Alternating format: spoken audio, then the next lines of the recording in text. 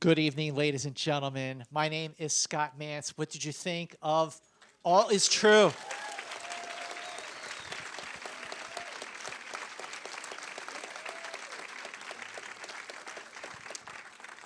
So our guest tonight is a 5-time Oscar nominee with nominations, I have to add, in acting, in writing, and in directing.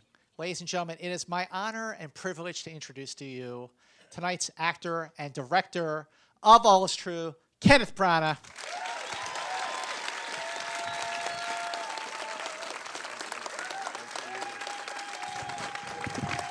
Thank you. Thank you very much. Thank you. Thank you. Thank you. Thank you. Sit down. Go on. Thank you. You're very, very kind. Thank you. And thank you very much for coming out to see this on day one. I really appreciate it. Thanks so much. Well, we are the ones who appreciate this movie. It is so exquisite and so beautiful, so beautifully acted and shot, and the score is wonderful. But the script is the thing.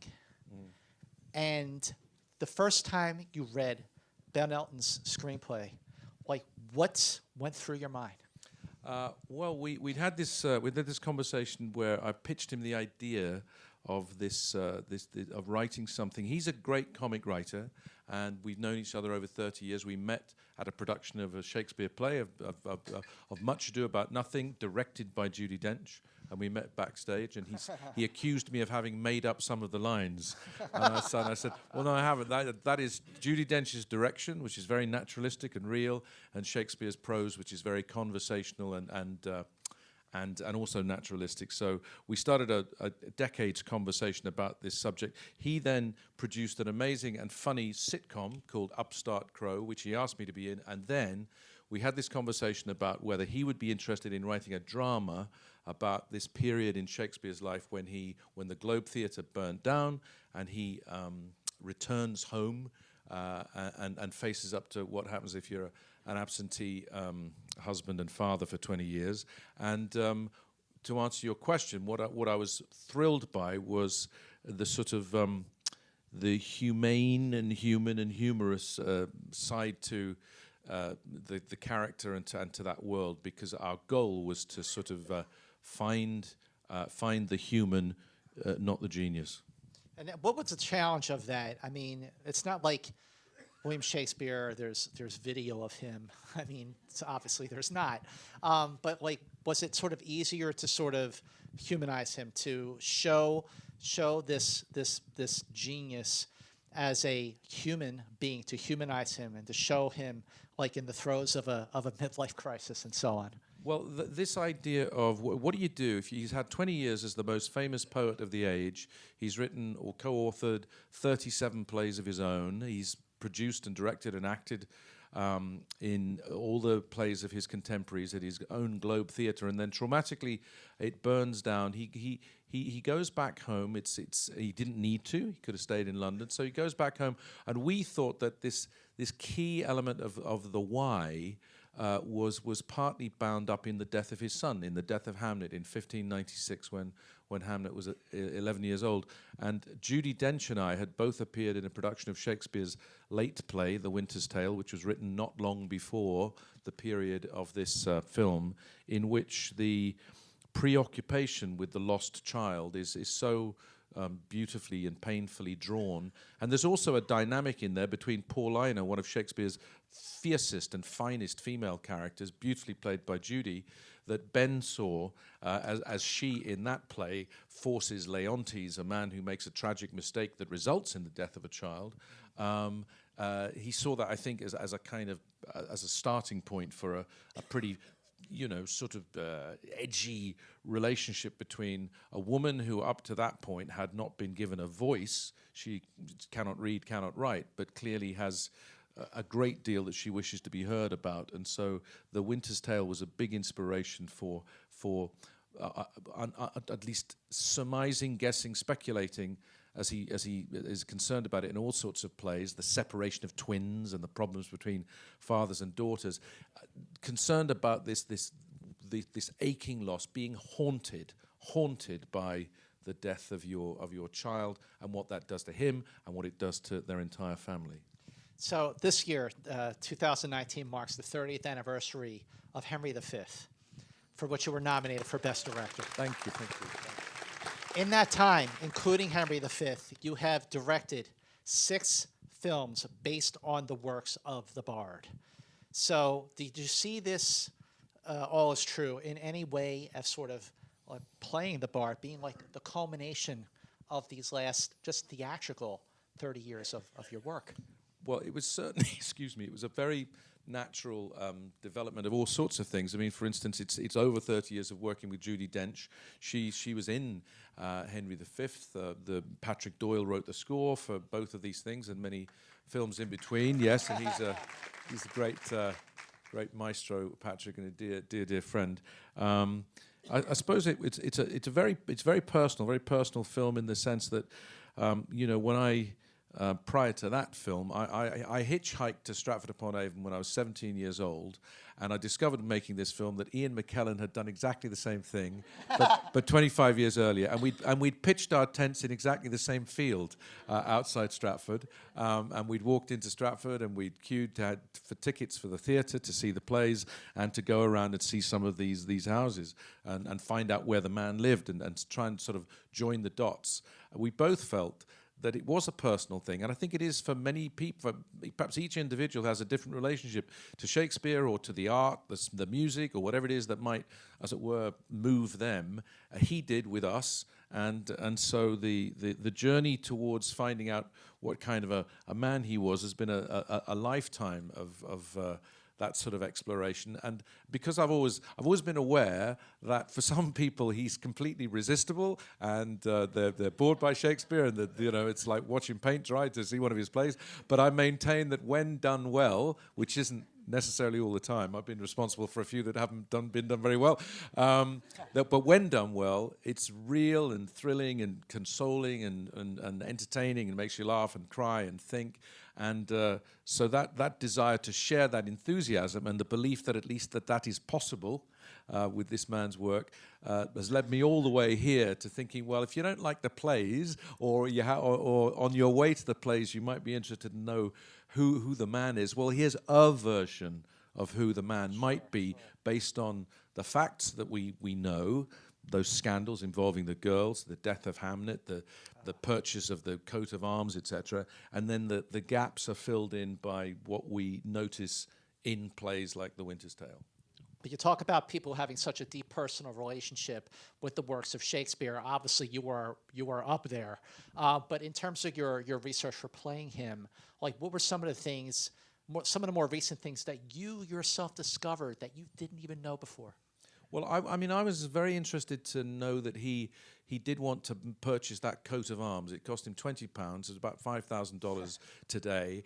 And you might have thought, 20 years at the top of your craft as the most celebrated poet of the age, that it didn't really matter whether, as a result of owning that people would call you gentleman.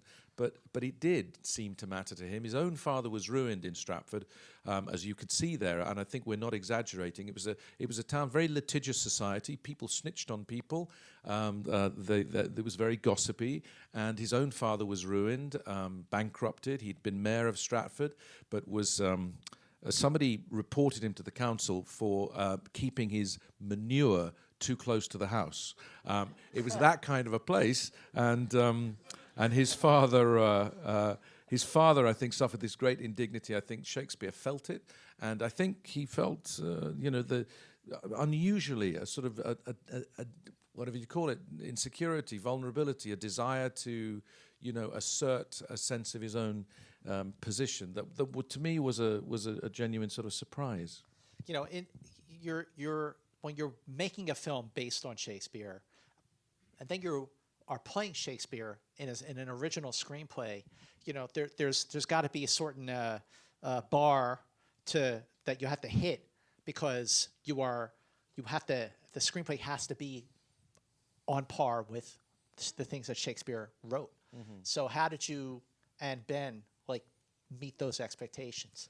Well, it was trying to find a structure that people could recognize, and I think people can perhaps understand that the essential human dynamic that meant that when he goes back home, we believe that he probably went back to Stratford at least once a year. Maybe it was more than that when he was in London. But anyway, it was not often. So that sort of gap in the life of the maintenance of the family life is something I think people can, maybe identify with. And to answer your question, I think maybe we didn't strain so much to try and be Shakespearean, but to be human and say, well, what would it be like around that dinner table if all of that absence has happened, if all of those gaps have been filled, if as Anne Hathaway might be, you are, wounded or potentially humiliated by the idea that gossip about poems that you have written,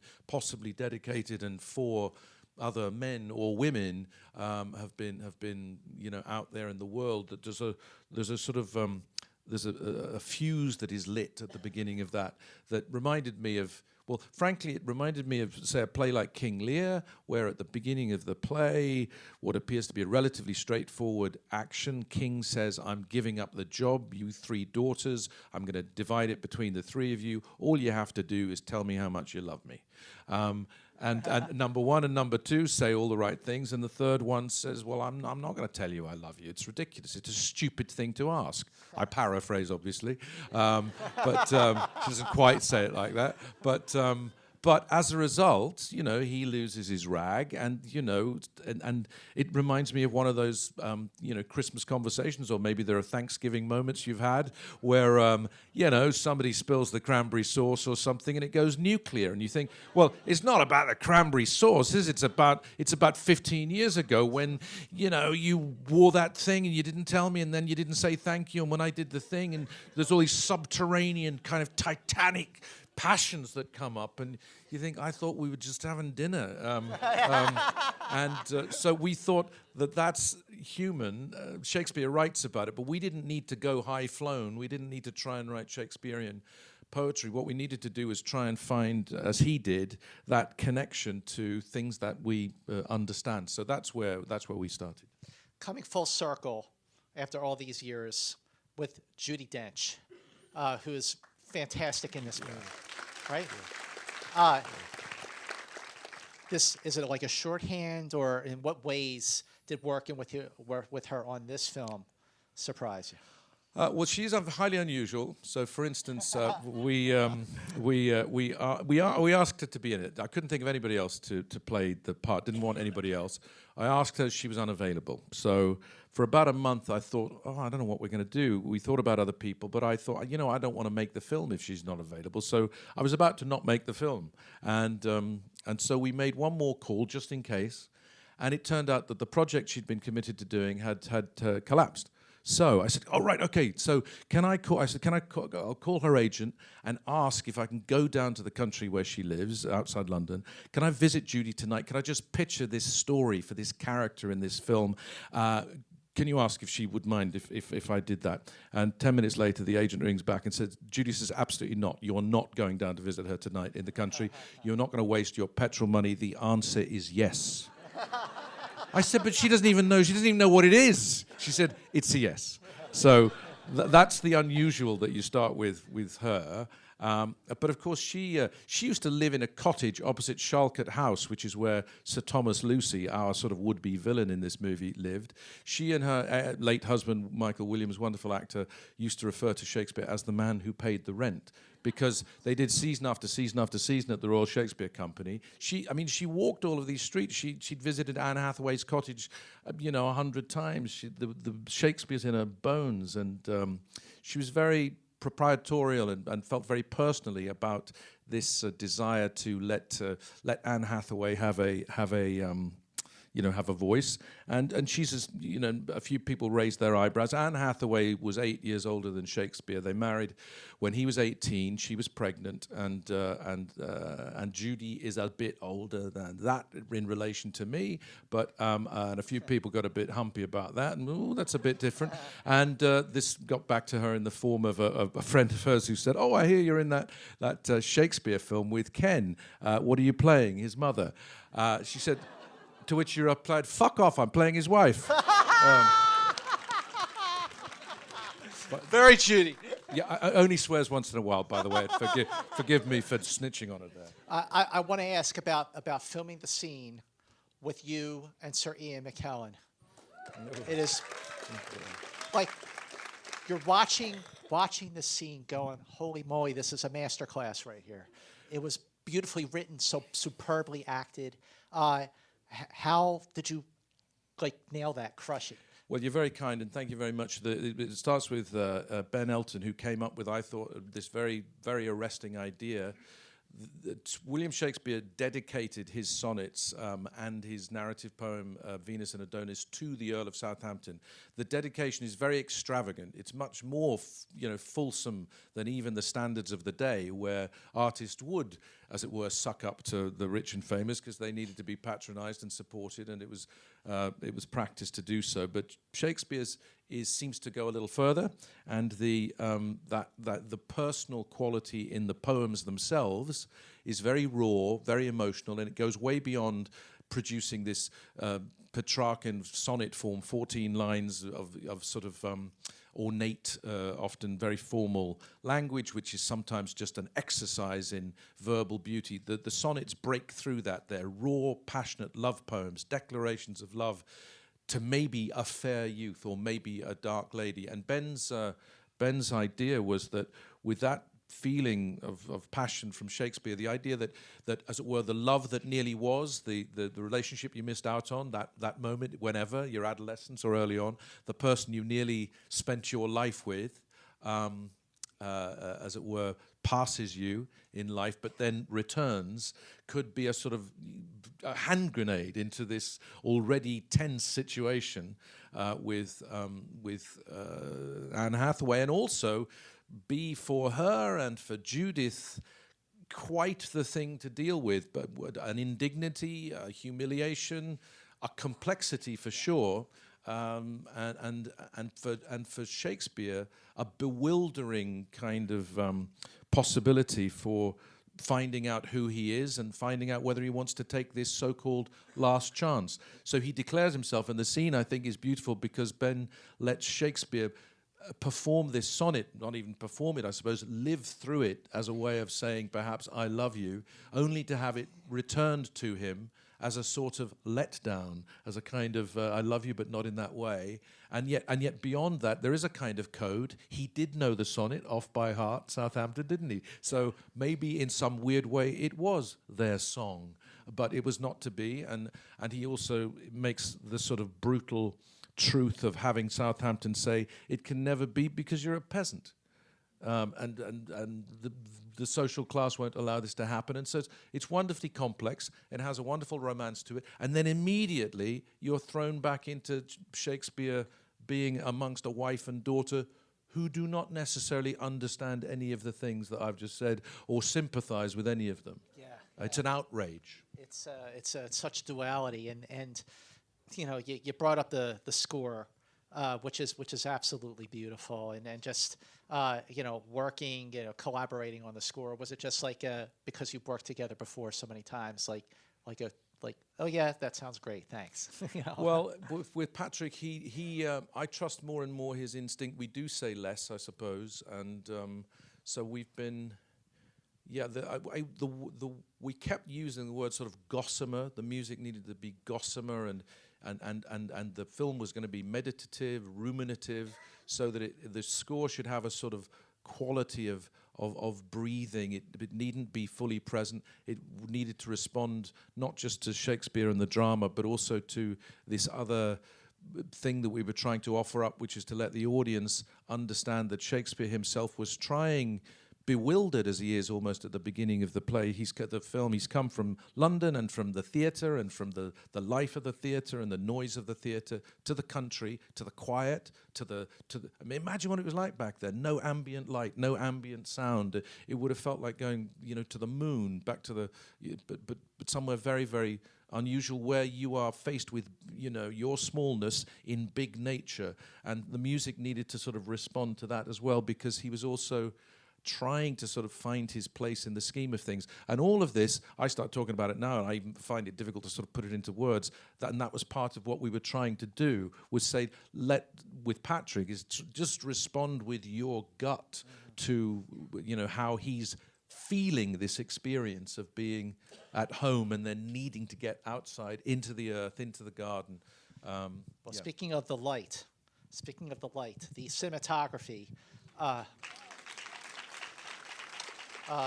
Zach Nicholson, yeah. Working with Zach, I mean, it's poetic. I mean, really is. He did a wonderful job, and we just said, look, we're doing this film about a genius, and we should just look to other geniuses for all our inspiration. So daytime is Vermeer, thank you very much, and nighttime is Rembrandt. Could you do that, please? And when it comes to framing, could we also look at maybe the the work of John Ford and Orson Welles, and just find a sort of language that way. But stick with the masters and try and stick with the sort of a kind of classical approach.